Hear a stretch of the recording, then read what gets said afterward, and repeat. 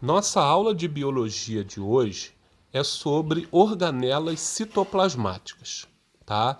Nós vamos estudar primeiro o retículo endoplasmático. Retículo vem de diminutivo de rede, então é uma pequena rede de canais que se espalham no citoplasma da célula. O retículo endoplasmático liso, que é o não granuloso, ele recebe esse nome porque ele não possui ribossomos aderidos à sua membrana. A função do retículo endoplasmático liso é a síntese de lipídios, fabricar lipídios, que são gorduras, e trabalhar na desintoxicação celular. O que quer dizer isso? Inativar substâncias tóxicas que penetram na célula. O retículo endoplasmático rugoso, ele também é chamado de granuloso porque ele possui ribossomos aderidos à sua membrana.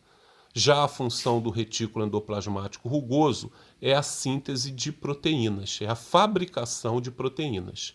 Então, aqui no esquema, vocês podem perceber que o retículo endoplasmático liso é essa parte aqui, essa rede de tubinhos, de canais, onde não tem ribossomos. O retículo endoplasmático rugoso, você vê a presença dessas bolinhas aqui, que são os ribossomos aderidos a toda a sua membrana, tá? Então, assim vocês podem perceber a diferença entre o retículo endoplasmático liso e o rugoso. Continuando as organelas, complexo golgiense. O complexo golgiense é um conjunto de membranas lipoproteicas, quer dizer, essas membranas do complexo são formadas por lipídios e proteínas, tá? E ele tem a forma de sacos achatados e empilhados, tá? A função principal do complexo é a secreção celular. O que seria esse processo? O complexo golgiense, que tem esse formato, tá? Sacos achatados, ele recebe substâncias e secreta substâncias. Essas substâncias ficam armazenadas no complexo golgiense, tá? E elas são secretadas ou para o citoplasma da célula ou para o meio extracelular, para fora da célula. Essas substâncias, elas são embaladas nessas vesículas de secreção e dessas vesículas elas vão para o citoplasma ou para o meio extracelular. Então essa é a função do complexo golgiense e essa é a forma que vocês vão encontrar nos esquemas o complexo golgiense.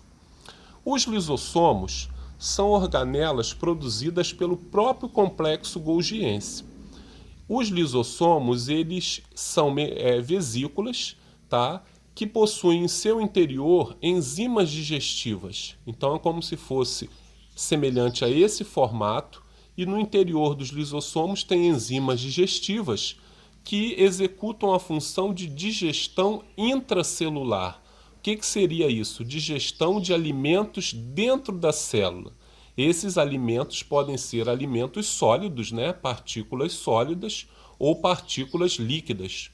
E quando uma organela está envelhecida, que não funciona mais, como uma mitocôndria, por exemplo, os lisossomos digerem essa mitocôndria e a célula reaproveita as substâncias, né, os materiais dessa mitocôndria para produzir novas organelas. Então esse processo também é chamado de reciclagem de organelas, tá?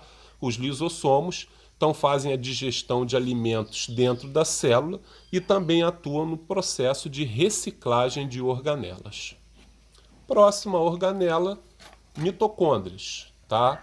As mitocôndrias, elas são organelas também formadas por membranas lipoproteicas de lipídios e proteínas, tá? E encontram-se em grande número nas células animais e vegetais, e as mitocôndrias, elas trabalham no processo de produção de energia. Esse processo de produção de energia é chamado de respiração celular. O que acontece na respiração celular? A mitocôndria, ela usa glicose mais oxigênio, que é o O2, e no processo de respiração celular, ela produz ATP. O ATP é chamado trifosfato de adenosina.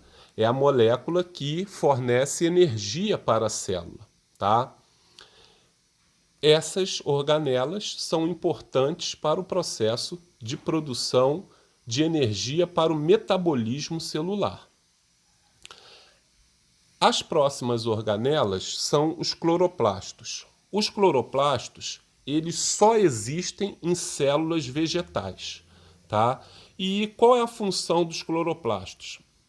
A função dos cloroplastos é atuar no processo de fotossíntese. Então essas organelas que têm esse formato, tá vendo? Nessa região aqui que parecem moedinhas empilhadas, essas estruturas são chamadas de tilacoides. Esses tilacoides, eles armazenam clorofila.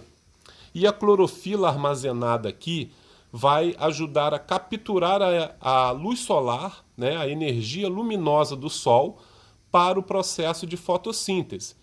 Nesse processo, a célula vai transformar glicose e oxigênio, tá, em carboidrato. Esse carboidrato vai ser a glicose, tá? Então, no processo de fotossíntese, a célula vai transformar glicose e oxigênio em glicose, através da energia fotossintética, tá? A energia da luz solar.